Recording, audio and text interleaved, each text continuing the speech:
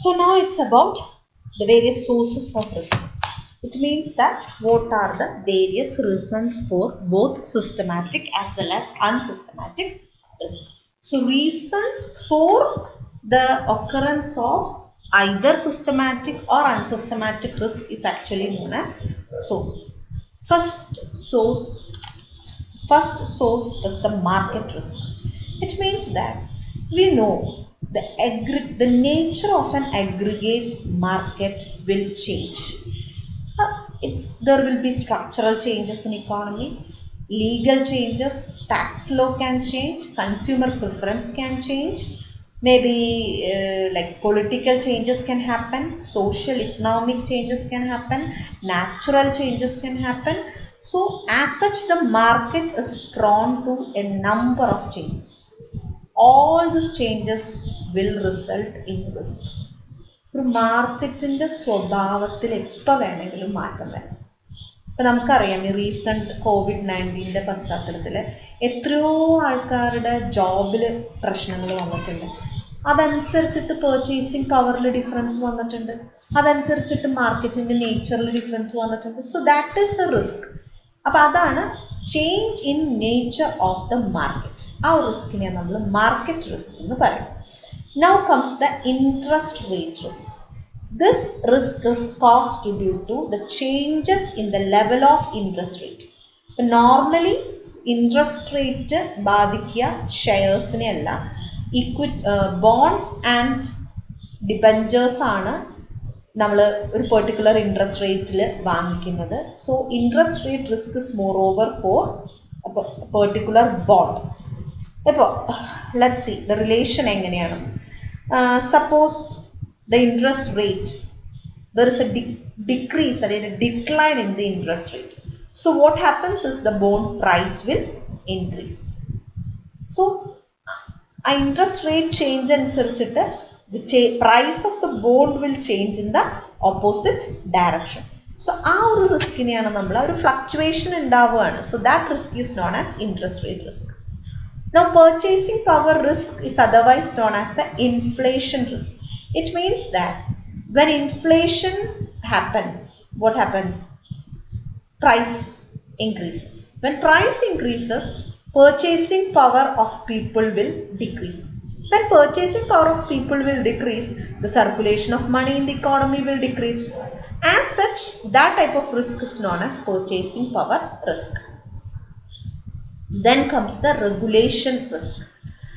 See, normally certain investment, especially those investment we are making in the capital market, is regulated by Security Exchange Board of India. So actually when you have a regulation is good, but the problem is when there happens a change in the regulation which can adversely affect your investment, then it can give rise to a risk known as regulation risk. Then comes business risk. It means that this particular risk is due to the particular nature of that industry. Maybe oil industry will have its own business nature, steel industry will have its own business nature. So accordingly they will have their own problems. So accordingly they will have their own risk. So that is known as the business risk. Then comes the reinvestment risk. See, the normal belief is that an investor who is making an investment and he is getting a return out of that will normally reinvest that return as well. So what happens is that you will set a rate for that. That particular rate is known as the reinvestment rate. Normally that rate is calculated as the yield to maturity or the YTM rate. But in many cases the actual reinvested rates will either be higher or lower than the yield to maturity rate. And this fluctuation, either it is high or it is low, that fluctuation is what is known as the reinvestment risk. When coming into international risk, this is all about international market and risk involved in making investment in an international market. It's basically of two types: exchange rate risk and country risk. Exchange rate risk is otherwise known as the currency risk.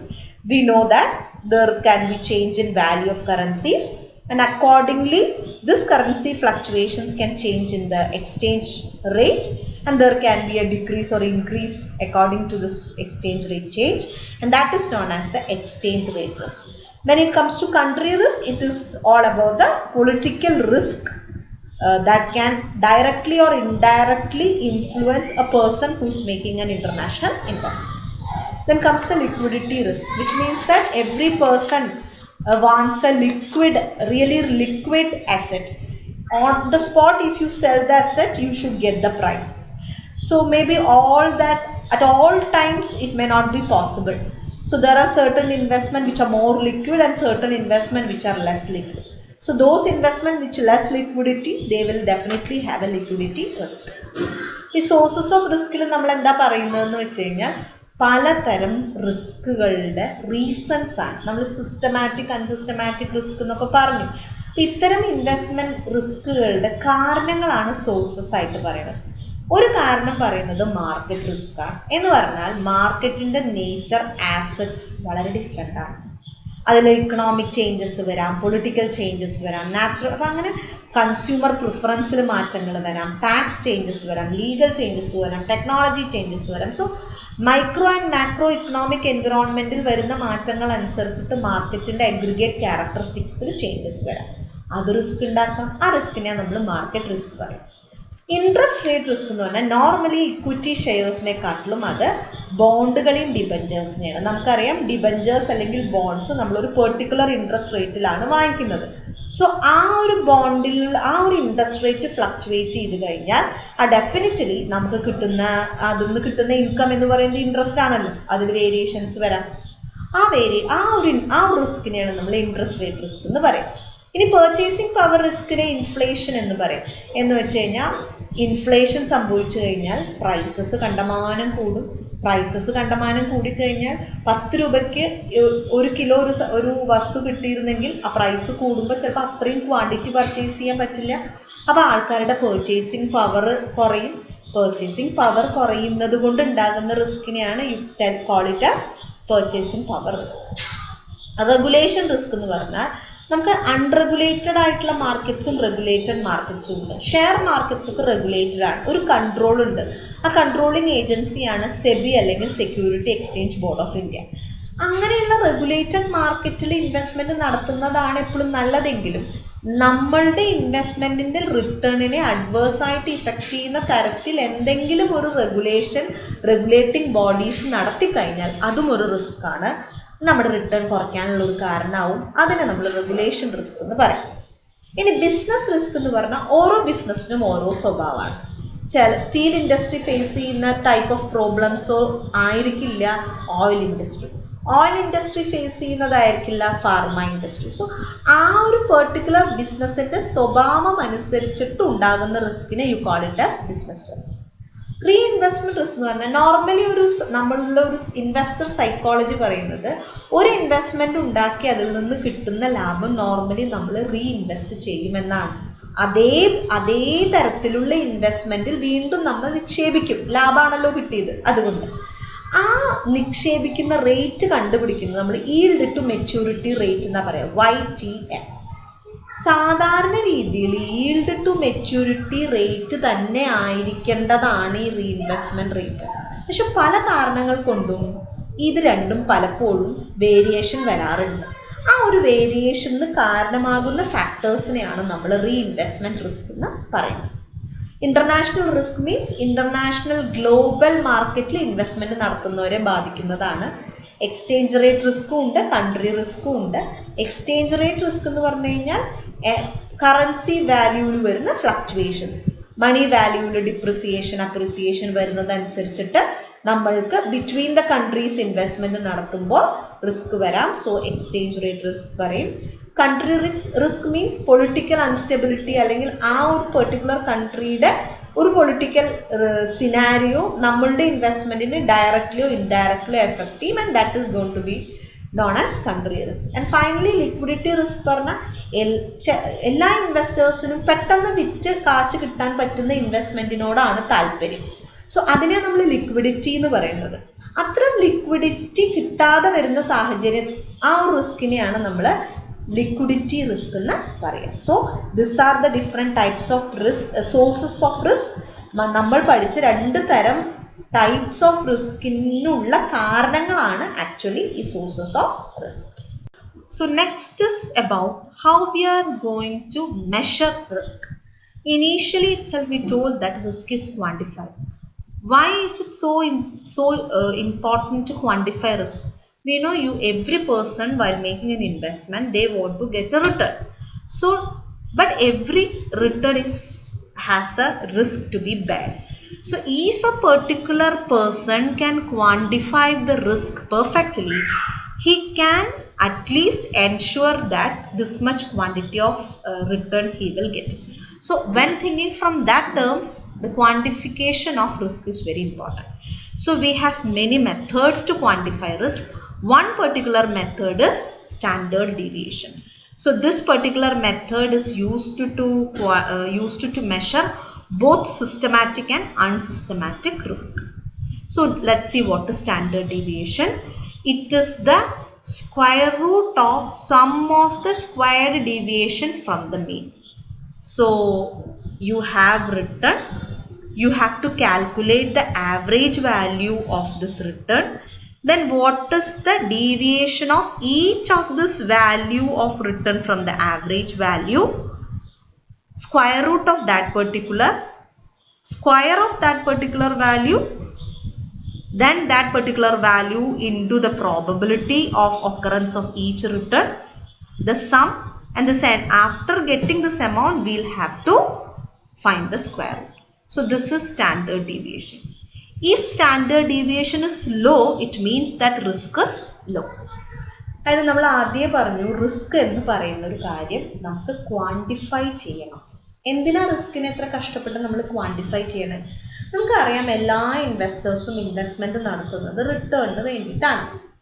പക്ഷെ എല്ലാ റിട്ടേണിനും ഒരു risk ഉണ്ട്. Other side of the coin പോലെ ഒരു risk ഉണ്ട്. കറക്റ്റായിട്ട് ഇത്ര risk ഉണ്ട് എന്ന് ക്വാണ്ടിഫൈ ചെയ്ത് അളന്നെടുക്കാൻ പറ്റുകയാണെങ്കിൽ ഇറ്റ്സ് മച്ച് ഈസിയർ. എന്തിനു വേണ്ടിയിട്ട്? നമുക്ക് റിട്ടേൺ ഉറപ്പിക്കാൻ വേണ്ടിയിട്ട്. അതുകൊണ്ട് നമുക്ക് റിസ്കിനെ ക്വാണ്ടിഫൈ ചെയ്യുക എന്ന് പറയുന്നത് ഇറ്റ്സ് പ്രെറ്റി ഇമ്പോർട്ടൻറ്റ്. നോർമലി പല മെത്തേഡ്സ് ഉണ്ട്. അതിൽ ആദ്യത്തെ ഒരു മെത്തേഡാണ് സ്റ്റാൻഡേർഡ് ഡീവിയേഷൻ എന്ന് പറയുന്നത്. ഇത് സിസ്റ്റമാറ്റിക്കും അൺസിസ്റ്റമാറ്റിക്കുമായിട്ടുള്ള 2 തരം റിസ്കിനെയും മെഷർ ചെയ്യാൻ ഉപയോഗിക്കുന്ന ഒരു മെത്തേഡാണ്. അപ്പം നമുക്ക് റിട്ടേൺ ഉണ്ട്, ആ റിട്ടേൺ കിട്ടാനുള്ള ഒരു പ്രോബബിലിറ്റി ഉണ്ട്. ആ റിട്ടേണുകളുടെ ആവറേജ് വാല്യൂ കണ്ടുപിടിക്കുക. ഓരോ കൊല്ലത്തെയും റിട്ടേൺ ആ ആവറേജ് വാല്യൂവിൽ നിന്ന് എത്ര കണ്ട് ഡീവിയേറ്റ് ചെയ്തിട്ടുണ്ടെന്ന് നോക്കുക. എന്നിട്ട് അതിനെ നമ്മൾ സ്ക്വയർ ചെയ്യുക. ആ സ്ക്വയർ ചെയ്ത സമ്മിൻ്റെ കൂടെ ആ സ്ക്വയർ ചെയ്ത എമൗണ്ടിൻ്റെ കൂടെ നമ്മൾ പ്രോബബിലിറ്റി കൊണ്ട് മൾട്ടിപ്ലൈ ചെയ്യുക. എന്നിട്ട് ആ കംപ്ലീറ്റ് കാര്യങ്ങൾ ആഡ് ചെയ്യുക, അതിൻ്റെ റൂട്ട് എടുക്കുക. അതാണ് സ്റ്റാൻഡേർഡ് ഡീവിയേഷൻ പറയുന്ന സിഗ്മ. കുറവാണ് സ്റ്റാൻഡേർഡ് ഡീവിയേഷൻ എങ്കിൽ റിസ്ക് കുറവാണെന്നാണ്. നമുക്കൊരു പ്രോബ്ലം നോക്കുമ്പോൾ നമുക്ക് കുറച്ചും കൂടി ക്ലിയർ ആവും. ഫോർ എക്സാമ്പിൾ, ഒരു റിട്ടേൺ ഒരു പെർട്ടിക്കുലർ ഇൻവെസ്റ്റ്മെൻറ്റ് നമ്മൾ നടത്തി. അതിൻ്റെ റിട്ടേണുകൾ ഒരു 4 കൊല്ലത്തേക്കുള്ളതാണ്. 10, 20, 30, 40% ആണ് പറഞ്ഞിരിക്കുന്നത്. ഓരോ കൊല്ലവും അത്രയും റിട്ടേൺ കിട്ടാനുള്ള പ്രോബബിലിറ്റി നമ്മൾ പറഞ്ഞു. എക്സ്പെക്റ്റഡ് എന്നേ പറയാൻ പറ്റുള്ളൂ, റിട്ടേൺ അൺസർട്ടൺ ആയതുകൊണ്ട് തന്നെ. So probability. അപ്പം R is the return, probability P ആണ്. സോ നമ്മൾ ആദ്യം റിട്ടേണിൻ്റെ ഡീവിയേഷൻ കണ്ടുപിടിക്കുക. എങ്ങനെ കണ്ടുപിടിക്കുക? നമ്മൾ ആദ്യം ആവറേജ് റിട്ടേൺ കണ്ടുപിടിക്കണം. എന്ന് വെച്ചാൽ 10 + 20 + 30 + 40 100 ഡിവൈഡഡ് ബൈ 4. അതാണ് നമ്മുടെ ആവറേജ് റിട്ടേൺ ആയിട്ടുള്ള എക്സ് ബാർ. ഇനി ഓരോ കൊല്ലത്തെയും റിട്ടേണിൽ നിന്ന് ഈ ആവറേജ് റിട്ടേൺ നമ്മൾ കുറയ്ക്കാം. 10 - 25 - 15, 20 - 25 - 5, 30 - 25 5, and 40 - 25 15. അതാണ് നമ്മുടെ ഡീവിയേഷൻ. ഈ ഡീവിയേഷനെ നമ്മൾ എന്ത് ചെയ്യുന്നു? സ്ക്വയർ ചെയ്യുന്നു. സോ യു വിൽ ഗെറ്റ് ഡീവിയേഷനെ സ്ക്വയർ ചെയ്യും. ഇനി അതിനെ നമ്മൾ ഓരോന്നിനെയും പ്രോബബിലിറ്റി കൊണ്ട് ആദ്യത്തെ ഡി സ്ക്വയർ 225 ആണ് ഇൻറ്റു 0.2, അതുപോലെ 25 into 0.3, 25 into 0.4, 225 into 0.1. So you will get d square into p. ഇനി അതിൻ്റെ സമ്മ് കാണുമ്പോൾ you will get sigma square.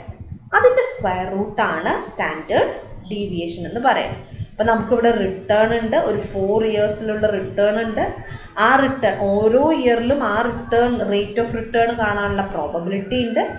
Average return കണ്ടുപിടിച്ച് ഓരോ ഇയറിലും ഈ ആവറേജ് റിട്ടേണിൽ നിന്ന് എത്ര ഡീവിയേഷൻ ഉണ്ട് എന്ന് കണ്ടുപിടിച്ച് അതിൻ്റെ സ്ക്വയർ കണ്ട് ആ സ്ക്വയർ കണ്ടിട്ടുള്ള ഓരോ വാല്യൂവിനെയും അതാത് കൊല്ലത്തെ പ്രോബബിലിറ്റി കൊണ്ട് മൾട്ടിപ്ലൈ ചെയ്ത് ആ കംപ്ലീറ്റ് കാര്യങ്ങൾ ആഡ് ചെയ്തതിൻ്റെ സ്ക്വയർ റൂട്ട് കാണുന്നതാണ് സ്റ്റാൻഡേർഡ് ഡീവിയേഷൻ. കുറവാണ് സ്റ്റാൻഡേർഡ് ഡീവിയേഷൻ എങ്കിൽ റിസ്ക്കും കുറവാണ്. അതാണ് നമ്മുടെ interpretation. So this is one method of measuring risk. Now let's see how we are going to measure the systematic risk. So why is it so important to measure the systematic risk? Why it is so important to measure the systematic risk only? Why? Because we know unsystematic risk is a risk which is to a particular industry or a company, and because of that it can be diversified.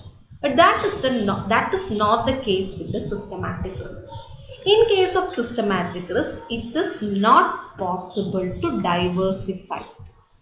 As a result of which, we should be in a position to accurately measure the systematic risk so that somehow we can manage the unsystematic risk and thereby reduce the entire risk danger of a portfolio.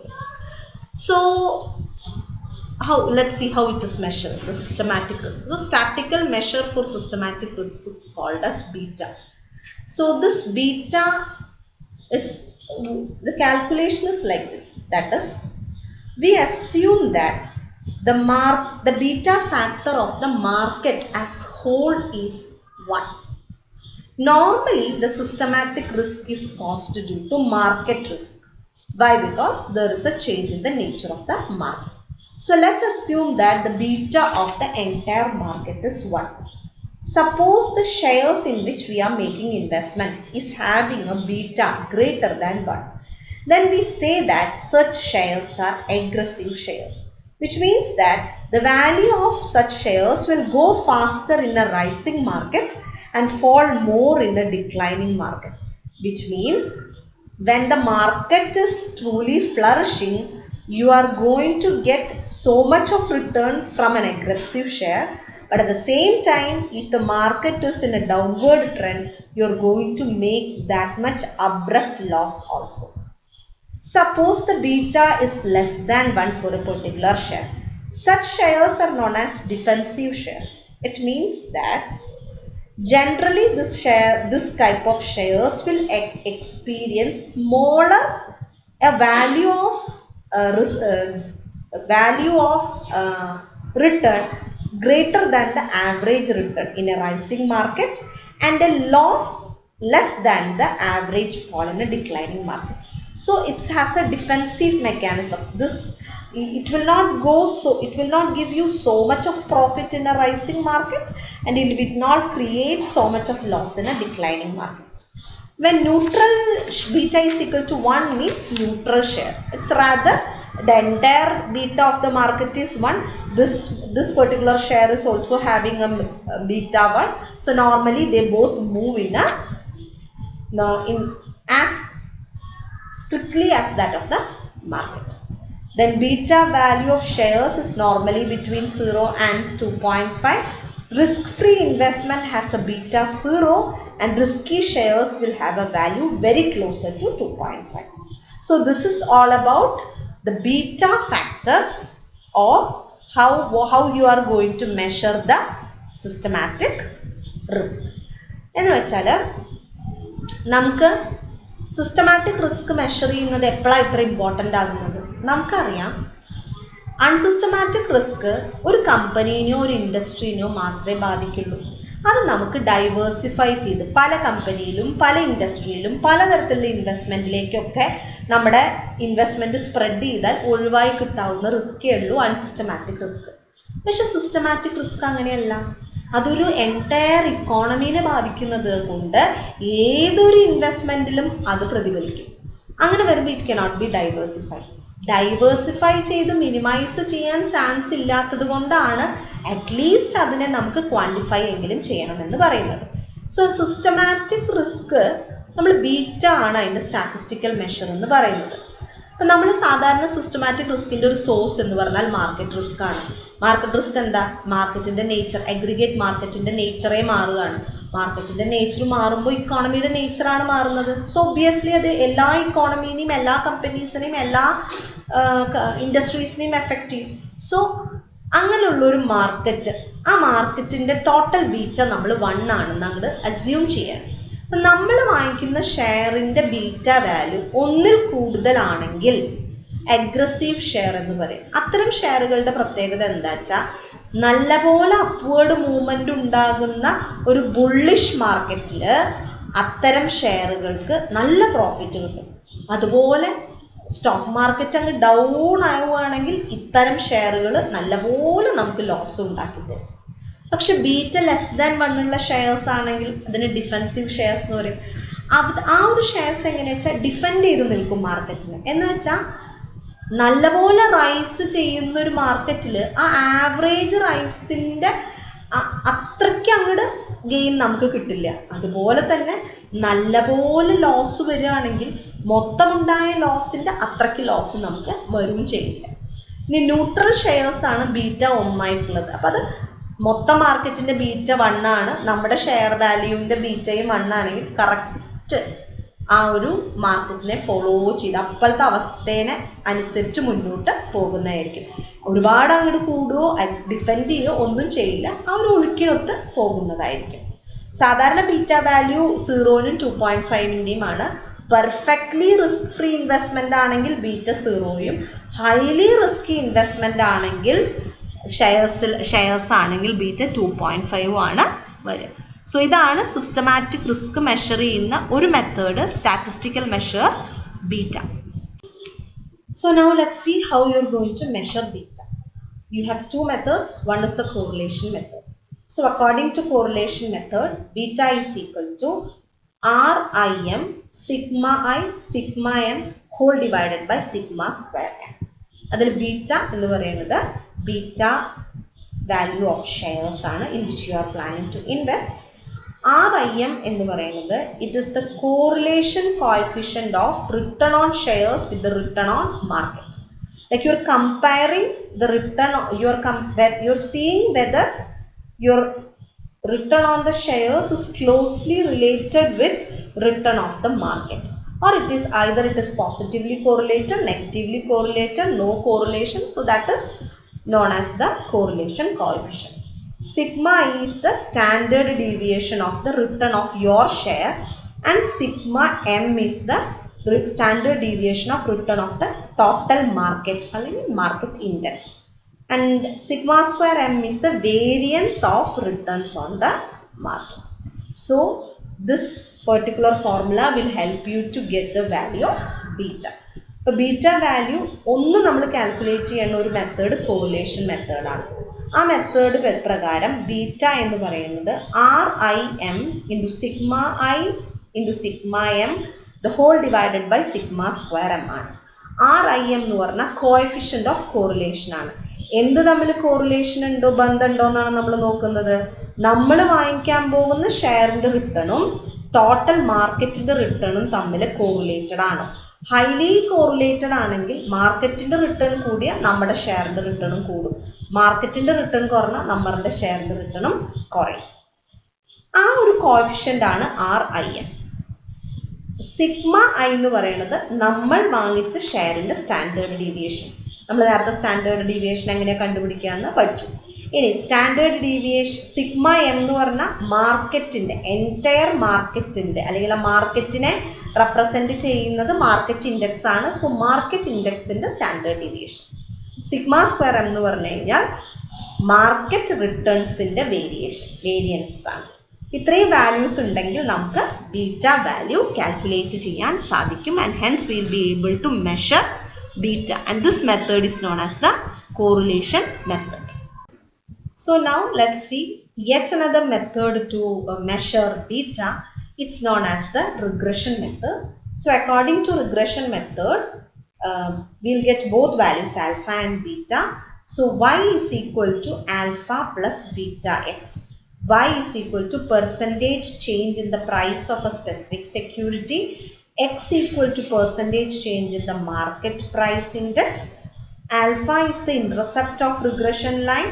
Beta is the slope of regression line. So here alpha is equal to y bar minus beta x bar, and here beta is equal to n sigma xy minus sigma x sigma y, the whole divided by n sigma x square minus sigma x whole square. So in this particular method, it's like slope of beta is the slope of a straight line. So this is an equation of a straight line, and the value beta is actually the slope of the straight line. And how beta is calculated is explained in this particular equation. And what is y? Y means that is the change in the price of the specific security which we had bought, and x is the percentage of change in the market price index. So here also we are just comparing the actual value of our security with the market value. So here also it is a comparison between the market value of the security which you have bought, change in price of the security which you have bought, and actually what happens in the market. So even though you don't have to study about, you don't have to work out on the problem part, but let's see in the next few sessions some of the problems which can be worked out. അപ്പോൾ നമുക്ക് normally regression മെത്തേഡാണ് രണ്ടാമത്തെ method. അപ്പം നമ്മളൊരു straight line ആയിട്ടാണ് നമ്മൾ ഈ ഒരു ഇക്വേഷൻ y എന്ന് പറഞ്ഞാൽ ആൽഫ പ്ലസ് ബീറ്റ എക്സ്, ആ ബീറ്റ എന്ന് പറഞ്ഞാൽ സ്ട്രെയിറ്റ് ലൈനിന്റെ സ്ലോപ്പ് ആയിട്ടാണ്. ഇപ്പോൾ y എന്ന് പറയുന്നത് നമ്മൾ വാങ്ങിച്ച സെക്യൂരിറ്റീസിന്റെ പ്രൈസ് ചേഞ്ചിന്റെ പെർസെൻറ്റേജ്, എക്സ് എന്ന് പറയുന്നത് മാർക്കറ്റ് പ്രൈസ് ഇൻഡെക്സിന്റെ ചേഞ്ചിന്റെ പെർസെൻറ്റേജ്. സോ ആ ഒരു സ്ട്രെയിറ്റ് ലൈൻ, ആ റിഗ്രഷൻ ലൈനിന്റെ സ്ലോപ്പാണ് ബീറ്റ, അതിന്റെ ഇന്റർസെപ്റ്റ് ആണ് ആൽഫ. സോ അതിൽ നിന്ന് ആൽഫ എന്താ ബീറ്റ എന്താന്ന് കാണാനുള്ള ഫോർമുലാസ് സെപ്പറേറ്റ് ഉണ്ട്. ഈവൻ ദോ നമുക്ക് പ്രോബ്ലംസ് വർക്ക്ഔട്ട് ഒന്നും ചെയ്യാനില്ലെങ്കിൽ പോലും നമുക്ക് കുറച്ച് പ്രോബ്ലംസ് വേണമെങ്കിൽ ഇതിലൊന്ന് എക്സാമ്പിൾ ആയിട്ട് ചെയ്ത് നോക്കാം. അത് ഇനി വരുന്ന സെഷൻസിൽ will practice. So in this entire session we have seen about return. What do you mean by expected return, and why do we expect a return? Why it's not return? It's why it is not just return, why it is expected return? Then what do you mean by risk? What are the two types of risk, systematic and unsystematic? What are the reasons for the systematic and unsystematic risk? And finally, how you can measure, what are the various measures, techniques used to measure the risk. So you have standard deviation for both systematic and unsystematic risk. You have beta and beta calculation by both regression method and correlation method for measuring the systematic risk. So at a glance you have completed the entire concept of risk and return, which is pretty much important in case of investment. I hope the session was clear. Thank you.